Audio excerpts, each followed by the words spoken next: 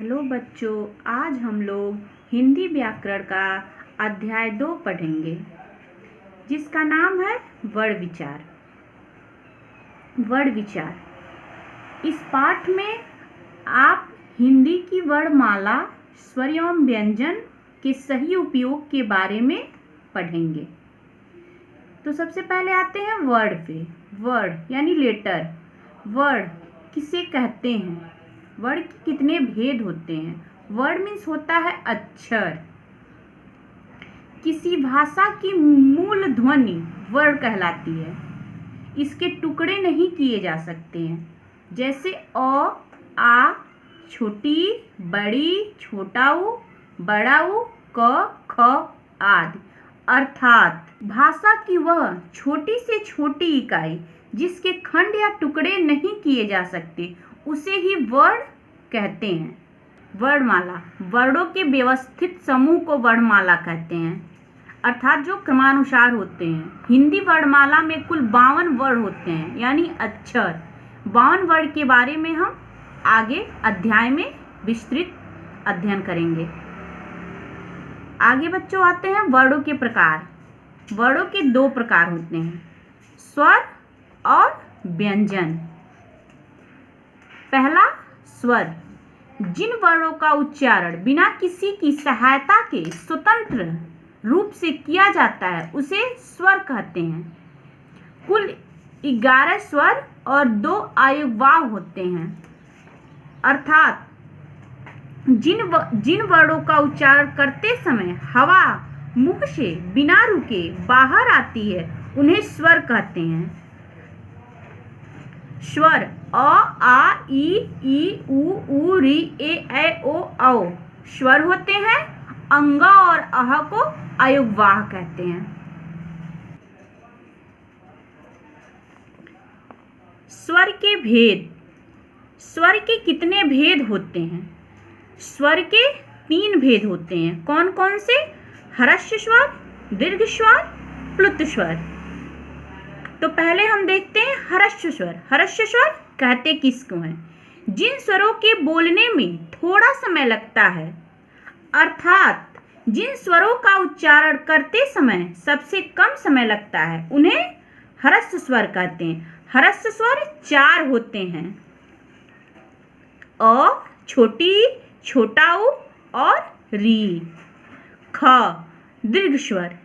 जिन स्वरों के उच्चारण में ह्रस्व स्वर से दुगुना समय लगता है, अर्थात जिन स्वरों का उच्चारण करते समय ह्रस्व स्वर से लगभग 2 गुना समय लगता है, उन्हें दीर्घ स्वर कहते हैं। ये 7 होते हैं, आ, ई, उ, ए, ऐ, ओ, औ। ग, प्लुत स्वर। जिन स्वरों के उच्चारण में दीर्घ स्वरों से अधिक समय लगता है, अर्थात जिन स्वरों का उच्चारण करते समय ह्रस्व स्वरों से लगभग 3 गुना ज्यादा समय लगता है, उन्हें प्लुत स्वर कहते हैं, जैसे ओ, ई, म, ओम। बच्चों, प्लुत स्वर का प्रयोग उच्चारण, मंत्र पढ़ने और पुकारने आदि के लिए किया जाता है। स्वर के रूप। हिंदी भाषा में स्वर को 2 रूपों में विभाजित किया गया, यानी बांटा गया है। पहला मूल रूप, यानी जो अपने रूप में प्रयोग होते हैं, जिसको बदला नहीं जाता है, स्वतंत्र प्रयोग होते हैं। जैसे स्वर का प्रयोग जब शब्दों में स्वतंत्र रूप से किया जाता है, तो वे अपने मूल रूप में रहते हैं, जैसे आना, अधर आदि। ख, मात्रा रूप। स्वरों का मेल जब व्यंजन के साथ होता है, तब स्वरों का रूप बदल जाता है, जिसे मात्रा रूप कहते हैं। जैसे मेला। मेला में म, धन ए, धन ल, धन आ 4 अक्षरों को जोड़कर मेला बना है। पेड़, प, धन ए, धन र, धन अ, धन आदि, यानी इसमें स्वर का प्रयोग हुआ है, तब ये अक्षर बने हैं, इसे ही मात्रा रूप कहते हैं। आइए देखते हैं मूल रूप। मूल रूप में प्रयोग मात्रा, मात्रा रूप में प्रयोग। मूल रूप अ का प्रयोग अमर, अचकन, इसका मात्रा कनक, नयन।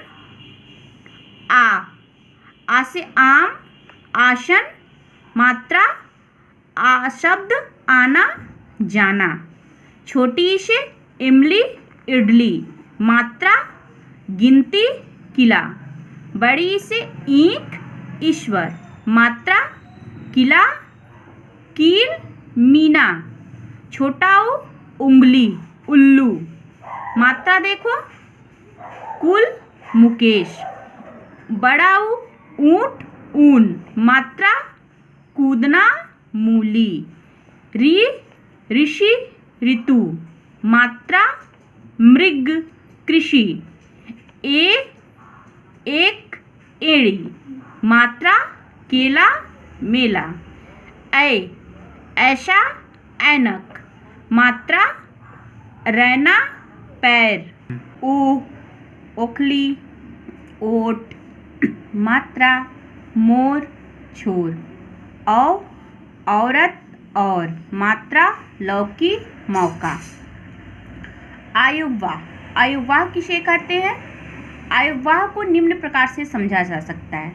क अनुनासिक, अनुनासिक इसका निर्धारित चिन्ह चंद्र है, इसे चंद्र बिंदु भी कहते हैं, जैसे चांद, आँख, पूंछ आदि। ख अनुस्वार, इसका निर्धारित चिन्ह बिंदु है, जैसे चंदन, बंदर, लंका आदि। ग विसर्ग, विसर्ग, विसर्ग उच्चारण के समय इसकी ध्वनि ह के रूप में निकलती है। इसका निर्धारित चिन्ह दो बिंदु अक्षर के बगल में है, जैसे रामः, नमः आदि। दूसरा व्यंजन, व्यंजन कहते किसको हैं? इसके कितने भेद होते हैं? व्यंजन, व्यंजन को स्वरों की सहायता से पढ़ा या बोला जाता है, उसे व्यंजन कहते हैं, उससे व्यंजन कहते हैं। इनकी संख्या 39 है। क, ख, ग, घ, अंग यानी क वर्ग। क वर्ग का उच्चारण स्थान कंठ है, हम कंठ से क वर्ग को बोलते हैं। च, छ, ज, झ, इया, च वर्ग, इसे च वर्ग कहते हैं और इसका उच्चारण स्थान तालव्य है। ट, ठ, ड, ढ, अण, इसे ट वर्ग कहते हैं और इसका उच्चारण स्थान मूर्धन्य है। त, थ, द, ध, न, इसे ट वर्ग कहते हैं, इसका उच्चारण स्थान दंत है। प, फ, ब, भ, म, इसे प वर्ग कहते हैं और इसका उच्चारण स्थान होष्ठ है, यानी होठ। य, र, ल, व, यह अंतस्थ व्यंजन कहलाते हैं। बड़ा श, षटकोण वाला श, छोटा श और ह, ये उष्म व्यंजन होते हैं। उष्म यानी गर्म। उष्म व्यंजन इसे इसलिए कहते हैं क्योंकि जब हम इसका उच्चारण करते हैं तो हमारे मुख से जो हवा आती है वो गर्म आती है, इसलिए इसको हम उष्म व्यंजन कहते हैं। छत्र, त्र, ज्ञ, स्र, इसे संयुक्त व्यंजन कहते हैं क्योंकि यह दो वर्णों के मेल से बना है। ड़ और ढ, इसे अन्य वर्ण कहते हैं और साथ में ही इसको उत्क्षिप्त व्यंजन भी कहते हैं। बच्चों इसको लिख लीजिएगा, इसको उत्क्षिप्त व्यंजन कहते हैं, ये यहाँ पर लिखा नहीं गया है। तो आइए देखते हैं व्यंजन। व्यंजन किसे कहते हैं और इसके कितने भेद होते हैं। व्यंजन के भेद, व्यंजन के निम्नलिखित भेद होते हैं। पहला स्पर्श व्यंजन। स्पर्श व्यंजन संख्या में 25 होते हैं। ये ऐसे व्यंजन होते हैं जिनका उच्चारण कंठ, मूर्धा, दांत एवं होष्ठ द्वारा किया जाता है।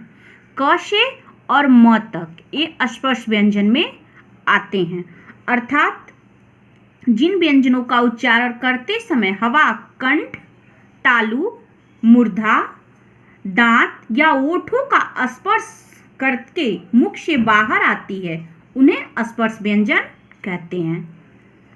ख अंतस्थ व्यंजन। अंतस्थ व्यंजन संख्या में 4 होते हैं। इनका उच्चारण तालु, जीव, ओष्ठ द्वारा किया जाता है। य, र, ल, व ये अंतस्थ व्यंजन है। ग ऊष्म व्यंजन। ऊष्म व्यंजन संख्या में 4 होते हैं। इन व्यंजनों के उच्चारण में मुख से गर्म हवा निकलती है तथा इनका उच्चारण घर्षण से उत्पन्न होता है, जैसे बड़ा सा, षटकोण वाला सा, छोटा सा और ह। वर्ण संयोजन। क संयुक्त व्यंजन।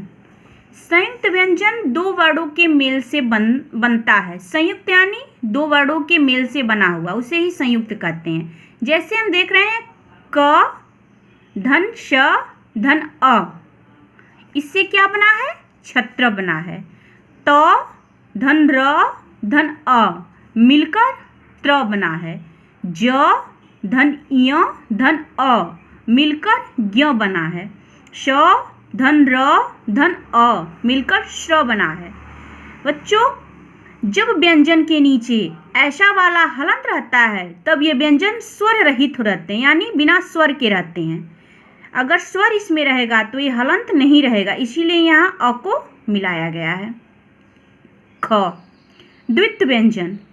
जो व्यंजन 2 समान व्यंजनों के संयोग से बनते हैं वे द्वित्व व्यंजन कहलाते हैं। जैसे कक्का, टट्टा, तत्ता, लल्ला आदि द्वित्व व्यंजन हैं। जैसे कक्का से चक्कर बना, लल्ला से बल्ला बना, चच्चा से बच्चा बना, टट्टा से खट्टा बना आदि ये द्वित्व व्यंजन कहलाते हैं।